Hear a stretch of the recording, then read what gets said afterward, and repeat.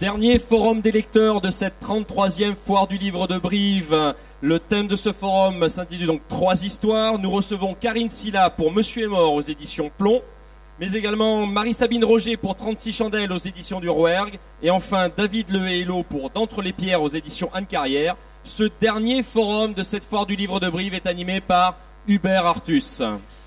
Mesdames, Mesdemoiselles, Messieurs, bonjour. Alors, ce qui est sciant, c'est que c'est donc le dernier débat ici pour cette édition 2014, et il va concerner le phénomène de la disparition. Comme ça, on pourra bien vous donner rendez-vous pour l'an prochain où on réapparaîtra. Un premier roman, un 13e roman, un combienième, c'est votre combienième fiction au milieu des biographies et essais que vous avez fait, David? Fiction, quatrième. Quatrième fiction. 3...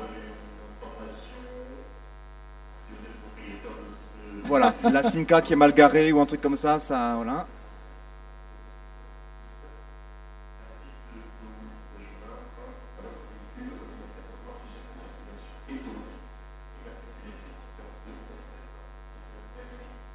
Désolé, ça arrive régulièrement, les voitures mal garées, les Kevin qui ont perdu leur portefeuille, etc. C'est toujours nous les premiers informés. Donc, ce sont 3 compositions qui concernent la disparition qui finalement a lieu ou finalement n'a pas lieu, mais l'autre point commun, c'est que ces 3 compositions nous sont racontées à la première personne. C'est aussi là qu'il va y avoir un phénomène de voix et comment est-ce qu'on habite justement cette notion de mort et ou de disparition. Dans votre roman, Marie-Sabine Roger, 36 chandelles, c'est quelqu'un qui devrait mourir, qui se prépare à mourir, qui s'habille pour mourir, qui se pourpre pour mourir, qui s'allonge pour mourir en paix, et puis manque de peau, il meurt pas. C'est tout ce qui va arriver après. Quelqu'un va venir le retrouver et puis il va devoir vivre une vie qu'il n'avait pas prévu de vivre. Dans le roman D'entre les pierres, qui est votre roman, David Le Hello, eh bien, c'est une demeure qui parle. Elle n'en fait pas mystère, parce que dès les premières pages, le 3e ou 4e chapitre, elle se présente comme telle. Elle dit de qui elle est la demeure, après nous avoir présenté ce personnage dont elle est la demeure. C'est en Argentine. Et donc, il y a plusieurs destins qui sont passés de près ou de loin par les murs ou vers les murs de cette demeure qui vont nous être racontés. Et dans Monsieur est mort, là, la couleur est annoncée dès le départ. Monsieur, c'est le père d'une famille, et puis une famille de 4 enfants, donc du coup il reste la mère, et puis l'un des enfants ne vit pas en France, il va revenir de Calcutta où il vit, et c'est justement sur cette absence qu'il va composer le destin de sa fratrie, de sa famille, mais aussi le manque. Et ce que cette disparition va soulever comme couvercle pour libérer une parole qui, entre autres, est la sienne. Alors, je voulais commencer par vous, puisque c'est vous le premier roman de cette table ronde. Quel a été le déclic, vous qui êtes aussi scénariste, oui, voilà, je crois. Je suis scénariste, réalisateur et dramaturge aussi. Alors, d'une part, qu'est-ce qui a été le déclic pour passer à une nouvelle voie chez vous, qui est le roman, justement? Écoutez, la littérature. Oui, en fait, moi, je suis une passionnée de littérature. Je pense que pour le roman, j'avais besoin de prendre un certain recul sur la vie pour construire des personnages, pour parler des choses qui m'étaient absolument essentielles. Et donc, ça fait donc 20 ans que j'écris, que je compose des personnages. Et puis là, en fait, j'ai écrit ce roman avec l'envie d'écrire un roman surtout sur la famille, sur ce qui nous compose, sur ce qui nous sépare. Donc voilà, donc c'est comme ça que je suis arrivée voilà, à ce premier roman. Je pense qu'il était aussi mûr en moi, qu'il se passe des choses en fait dans la tête peut-être d'un auteur et d'un écrivain qui en fait est un trop de sensibilité, un trop de souvenirs qui finalement s'accumulent et puis voilà, qui ont été écrits sur papier sur ce premier roman. La question se pose forcément lorsqu'on est une femme qui avait manié plusieurs langages comme vous, celui de la dramaturgie, scénariste. Qu'est-ce qu'on travaille, quelle part de soi différente on travaille lorsqu'on en vient au roman? Il n'y a pas une part de soi qu'on travaille différemment. Dans l'écriture du roman, c'est très solitaire, parce qu'en fait, il n'y a que nous face à la page blanche. Maintenant, en fait, moi, en fait, le roman m'a été imposé comme, en fait, les histoires que je raconte, en fait, il y a des formes qui me sont imposées. En fait, dans le scénario, j'entendais des voix, je voyais des acteurs, J'étais beaucoup dans le dialogue, j'étais beaucoup dans la conversation. Et puis dans le roman, voilà, il y a plus une part, il y a une part de prose qui s'est installée. Donc voilà, j'ai écrit comme ça sous forme de roman. Voilà. Pour ce qui est de la maison, Oui. cette maison justement, quel a été le déclic ou la vision ou l'envie qui fait que ces murs dont vous avez été le scribe? Mais en fait, je suis parti d'une phrase qu'on dit toujours, ce qu'on dit Les souvent. murs ou des oreilles, c'est ça? Les murs ou des oreilles, on dit aussi ah, si les murs pouvaient parler. Et moi, je suis parti du principe, eh bien oui, voilà, ils parlent. Et comme je suis très attaché aux lieux, aux maisons, j'ai un rapport comme ça très très passionnel, très affectif avec les endroits dans lesquels j'ai pu vivre. Je me suis dit, et si la maison devenait véritablement la narratrice? Et voilà, c'est comme ça que l'idée est née. Après, je me disais, mais qu'est-ce que je vais faire de cette idée? Et c'est en tissant la chose que cette maison est née et qu'elle s'est imposée véritablement comme une héroïne finalement. Et puis le dénominateur, la chose très importante pour moi, c'était l'Argentine. Parce que l'Argentine, Buenos Aires, en fait au départ, moi j'étais professeur d'espagnol dans une autre vie et j'avais fait un doctorat de littérature argentine.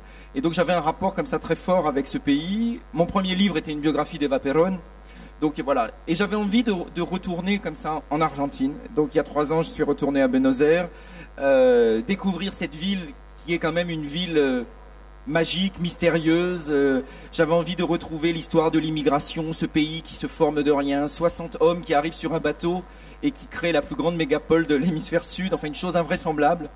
Et du coup, je me suis dit, il y a un tel trouble identitaire dans l'histoire argentine que cette maison ne peut être qu'argentine.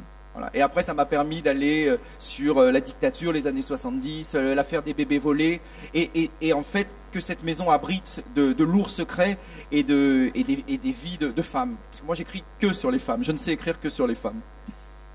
Eh bien, on va parler avec une femme qui écrit sur un homme, puisque c'est un homme chez vous, Marie-Sabine Roger, qui encore une fois, alors, il y a un peu une fatalité plus qu'un syndrome, hein, puisque dans cette famille, qui s'appelle la famille Decime déjà, D-E-C-I-M-E, il y a une fatalité qui veut que beaucoup d'hommes sont morts à la veille de leur 36e anniversaire. Tous les hommes. Tous les hommes. Tous les hommes. Donc, notre homme, donc il s'apprête à souffler ses 36 chandelles, il pense que son tour est arrivé, donc forcément, alors il a toujours construit sa vie avec on ne dépasse pas de 36. Et donc là, il s'habille bien, il s'allonge, etc. Et puis, je suis désolé.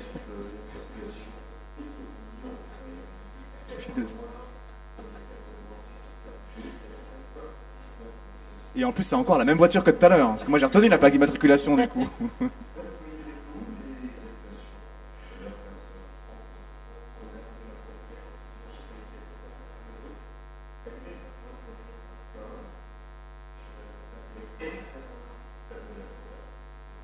Parfois c'est plus long.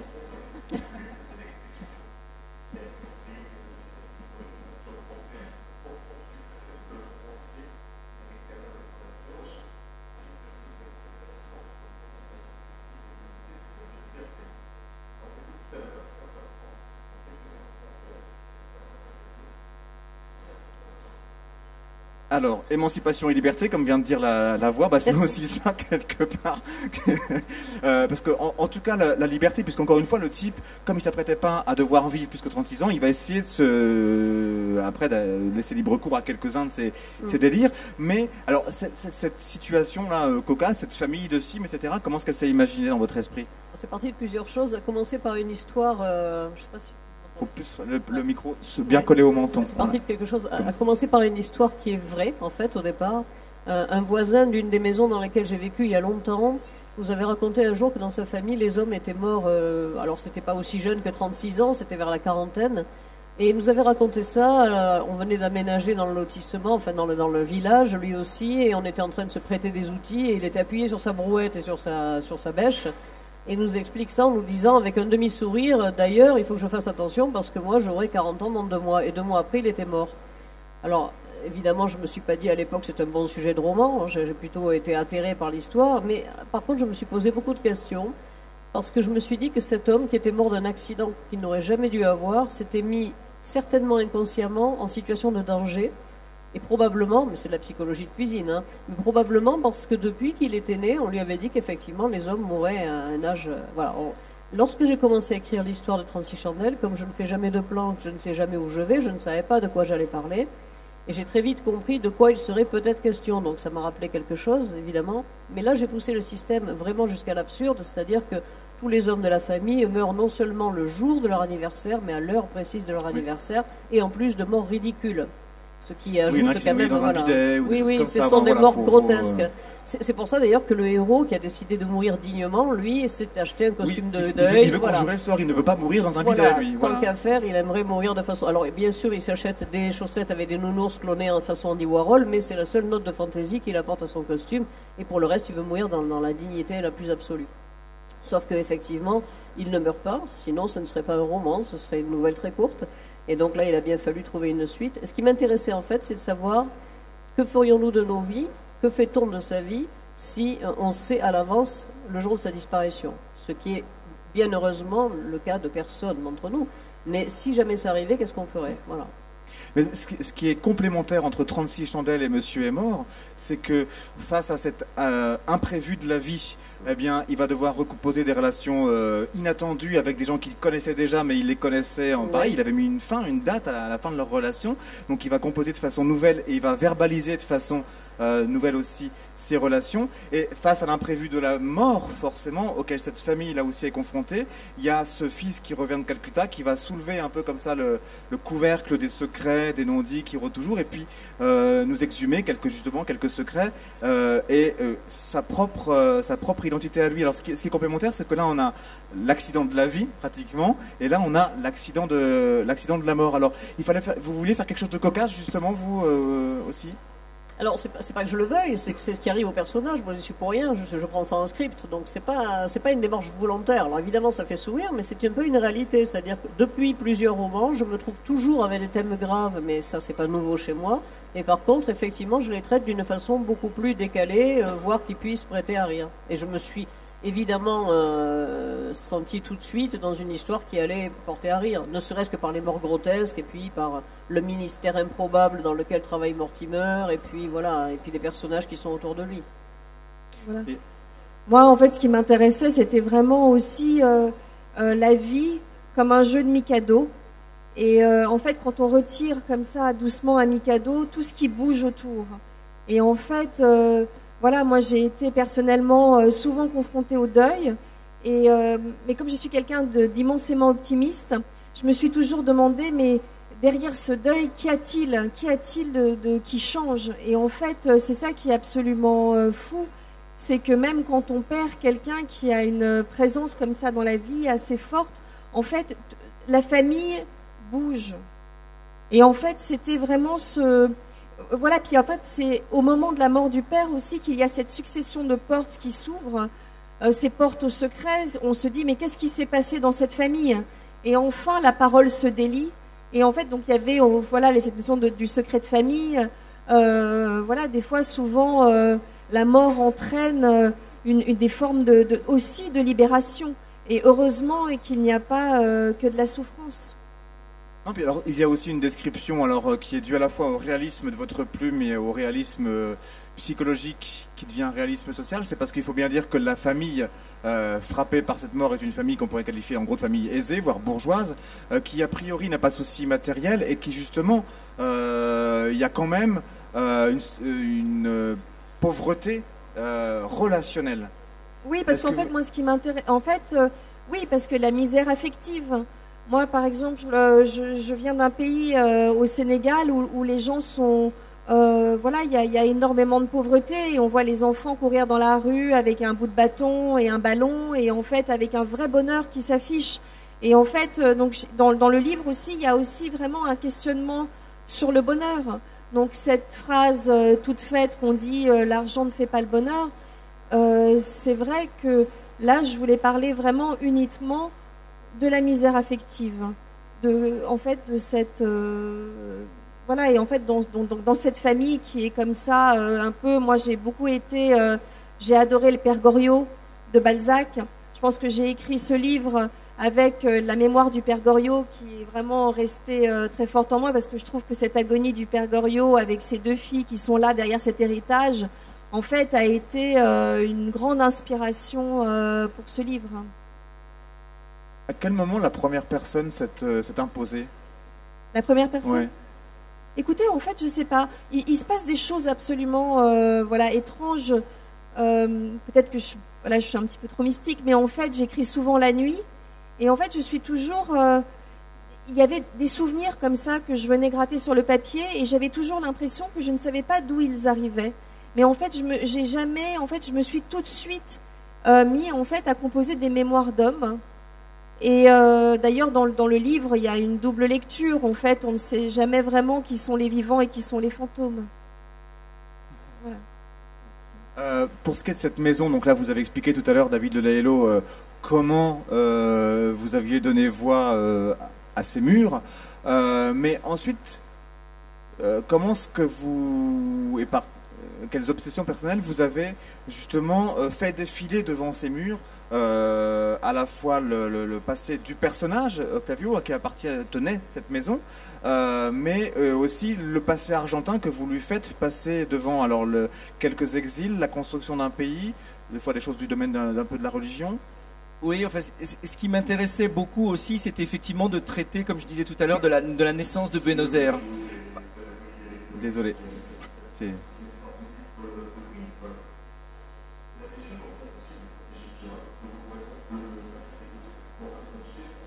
Ah, là, c'est une bombe. On continue, non? Essayez de continuer pour voir. Ah oui, moi je peux continuer, il n'y a pas de problème. Bon, merci. Oui. Et donc oui, ce qui m'intéressait beaucoup, c'était vraiment l'histoire de Buenos Aires, une nation neuve, ce pays comme ça qui se crée de rien. J'ai aimé beaucoup raconter, comme je vous disais tout à l'heure, l'arrivée de ces 60 hommes sur un bateau qui arrivent dans un marécage, le lieu le plus hostile, et comment ils vont créer une nation. Et en fait, ce qui m'intéressait, c'était que la maison finalement revienne sur ses ancêtres. Donc cette maison, elle est née au 19e siècle, et elle dit, je vais vous parler de mes ancêtres qui sont en fait les premières huttes, les huttes du 16e siècle, à l'arrivée de Pedro de Mendoza dans le Riachuelo où a été créé Buenos Aires.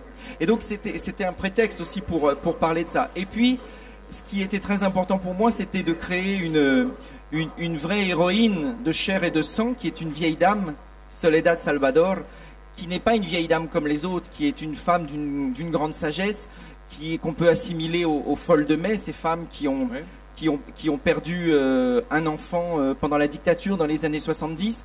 Et cette dictature m'a toujours fasciné, parce que je pense que c'est une des seules dictatures où les enfants volés ont été élevés, éduqués par les bourreaux de leurs géniteurs. C'est absolument incroyable. J'ai lu énormément de témoignages de ces enfants, des enfants qui découvrent à 15 ans, à 20 ans, à 30 ans, à 40 ans même, que leurs parents sont en fait ceux qui ont torturé leurs vrais parents. Et ça m'a toujours obsédé. Et je savais qu'un jour, je ferais un livre sur cette histoire des enfants volés. Et la monstruosité de la dictature, j'avais vraiment envie de la traiter, mais de la traiter effectivement par la ville, comme si la ville elle-même racontait les horreurs qu'elle avait abritées. Et donc c'est la maison qui parle, mais c'est aussi Buenos Aires qui parle finalement. Et alors, Buenos Aires est une présence éternelle, puisque c'est une ville, oui. Une cité. Une maison, c'est une présence éternelle, mais figée. Vous qui avez écrit d'autres romans, où il était question d'êtres humains, oui. Qui avez écrit des biographies, où là aussi vous écrivez la vie de gens qui ont existé, ça représente quoi de faire parler un espace éternel et figé par rapport à ça? C'est très bizarre, c'est que au bout d'un moment, j'ai oublié que je faisais parler une maison. Elle a tellement... Je lui ai donné tellement de chair et de sang que finalement, quand j'alternais les chapitres où la maison parlait, où la femme parlait, je retrouvais ma maison comme un être de chair et de sang. Elle est devenue vraiment cette héroïne, ce personnage récurrent. Et beaucoup de gens d'ailleurs qui ont lu le livre, bon, il est sorti il n'y a pas tellement de temps, mais j'ai déjà eu quelques témoignages, des gens qui me disent, mais moi aussi j'ai totalement oublié finalement que c'était une maison. Et ça m'amuse beaucoup en littérature, comme ça, de pouvoir faire parler n'importe quel objet. J'aimerais faire parler une chaise. Je trouve ça un défi assez amusant. Alors, il y a des moments où on se dit, oh là là, ça peut être un peu casse-gueule. Mais finalement, je me suis rendu compte qu'il y avait plein de parallèles à faire entre un être humain et une maison. Je mets sur la 4e de couve, elle dit par exemple, vous avez des yeux, j'ai des fenêtres, vous avez des paupières, j'ai des persiennes, vous avez des rides, j'ai des fissures, vous avez de l'âme, j'ai des miroirs. Finalement, il y a énormément de parallèles entre un être humain et une maison. Et je pense que les maisons sont véritablement des reflets de nos âmes. Il y a effectivement ces miroirs un peu justement entre différents visages, ceux d'une femme, d'un être humain et d'une maison. Miroir, mais aussi un peu frontière. On passe par de là, on y revient pour ce qui est il est le long d'une frontière quelque part, hein, notre Decime qui a survécu puisqu'il devait mourir et puis finalement il n'est pas mort, et surtout sur une vie qu'il n'avait pas prévu de vivre, encore une fois. Et on a l'impression que parfois il y a des petits pétages de câbles, mais ça va pas jusqu'au délire complet parce qu'il va quand même falloir. Et puis accessoirement, il y a des gens qui viennent le voir parce que les gens en question, ils sont soit pas au courant de la fatalité de la famille, il a un couple d'amis qui vient le voir, et puis ils veulent reprendre une vie normale, ils se posent pas ces questions-là. Et donc c'est le côté un peu lynchien du livre, on a quand même une espèce de voix comme ça qui nous parle, parce que là aussi c'était la première personne, et explorer les frontières. Alors c'est pas une frontière que vous aviez explorée à mon sens jusqu'ici. Qu'est-ce que quand on va comme ça, quand on campe une voie qui est entre la vie et la mort et qui est parfois au-delà, quelle limite on se donne? Si on s'en donne. Des limites, il n'y en a pas réellement. C'est-à-dire que c'est la fantaisie de l'histoire ou le côté décalé qui va m'amener et qui va l'amener lui à ne pas franchir la frontière en question. Ce qui m'intéressait dans l'histoire, c'était que ce garçon, enfin cet homme, avait finalement vécu toutes ces dernières années dans la salle d'attente de sa mort. C'est-à-dire qu'on pourrait se dire qu'effectivement, quand on connaît la date limite de sa mort, on va vivre une vie de folie avant. C'est ce qu'il a fait quand il était jeune. Il a pris des risques. Puisque le principe veut que si vous sachiez que vous êtes, par exemple, condamné à 40 ans, ça voudrait dire que pendant 39 ans et quelques, vous êtes immortel, puisque vous connaissez la date de votre mort. Donc il a beaucoup profité de ça au début. Et puis ensuite, la date se rapprochant, c'est devenu un peu moins drôle. Et il a fait ce qu'avaient fait ses pères et grands-pères et arrière-grands-pères avant lui. Il a vécu une espèce de demi-vie. Pourquoi avoir une compagne si on doit la laisser en larmes parce qu'on va mourir? Pourquoi avoir des enfants puisqu'on aura des orphelins? Pourquoi avoir une ambition professionnelle? Pourquoi faire des choses finalement?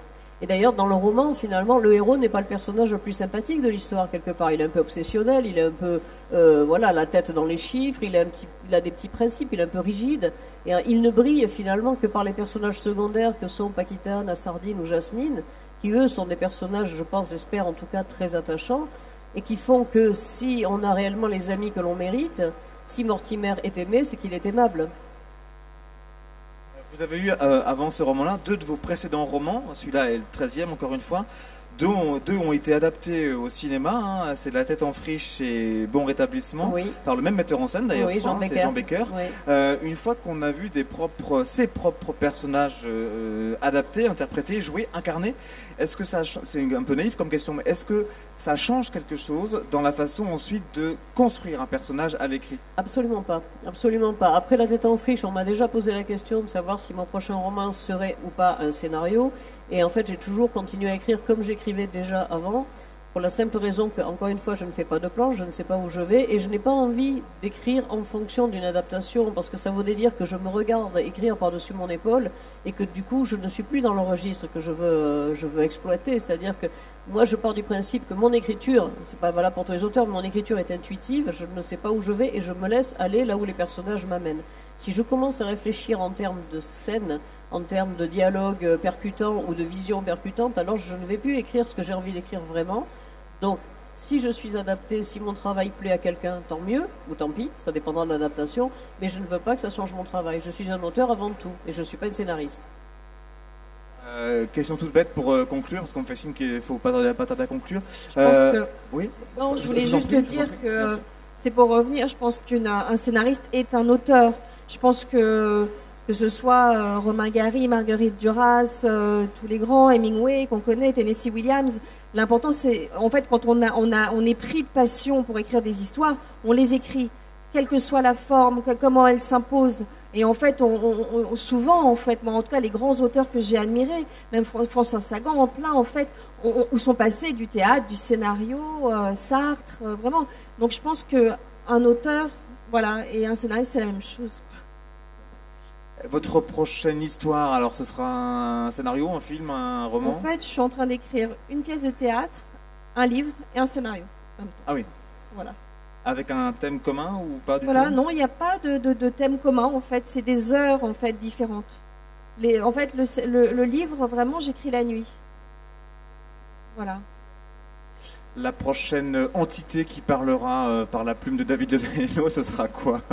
Non, moi, le prochain projet, j'ai une histoire un peu personnelle. Voilà, c'est l'histoire d'un petit garçon qui va vivre sa vie par rapport à une chanteuse qui le fait rêver et qui va l'aider à trouver le chemin de sa vie. C'est très autobiographique, donc je pense que ce sera le prochain livre. Et puis j'ai aussi un projet de pièce de théâtre. Donc je suis tout à fait d'accord avec Karine. Je pense que tous les supports sont les bons tant qu'on a des histoires à raconter. Est-ce que la chanteuse en question c'est Dalida ou pas? Même pas. Même pas, parce que c'est que vous avez déjà écrit sur Dalida. C'est pour ça Une chanteuse à lunettes. Ah, d'accord, oui. Grec. Grec. Ok. La prochaine histoire. Alors je n'en sais rien. D'accord. Pour l'instant je couve, mais c'est peut-être seulement une grippe, je sais pas. Donc à voir. Alors, je vous invite à aller retrouver sur leur stand respectif ces 3 auteurs aux 3 livres qui viennent de paraître. Donc, 36 chandelles par Marie-Sabine Roger aux éditions du Rouergue, D'entre les pierres par David Delahello aux éditions Anne Carrière, et donc le premier roman de Karine Silla, Monsieur est mort, qui est paru en cette rentrée littéraire aux éditions Plomb. Vous êtes tous les 3 disponibles à signature dans les temps qui viennent? Très bien, donc je vous invite à aller les retrouver.